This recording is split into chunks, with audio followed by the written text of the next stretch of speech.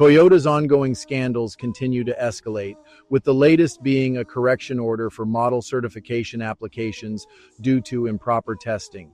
The scope of these issues spans various brands under Toyota, including Daihatsu and Hino, and affects multiple regions worldwide. This comes on top of the Tundra twin-turbo V6 recall, where engines are being replaced without a fix, and the stop sale on the Grand Highlander, TX, and Prius until safety issues are resolved. Daihatsu is particularly struggling in Japan. Toyota has been under investigation since June 3rd by the Land Infrastructure Transport and Tourism Office. As a result, they have received a correction order urging drastic reforms for proper certification operations.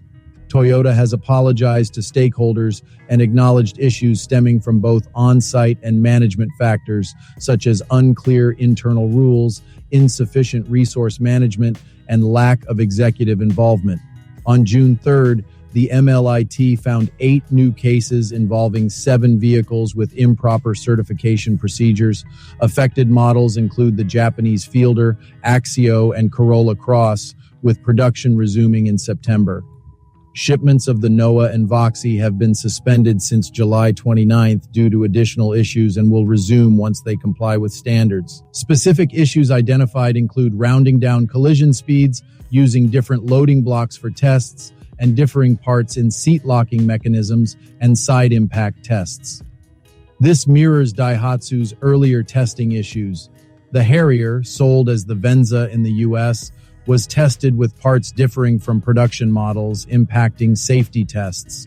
The investigation uncovered 8 more cases despite Toyota's assurance on June 3rd that no new cases were found. 6 of the 7 additional models were certified in other countries, and overseas authorities have been alerted. While customers don't need to stop using these vehicles, it raises concerns about their safety and whether more improperly tested models will surface.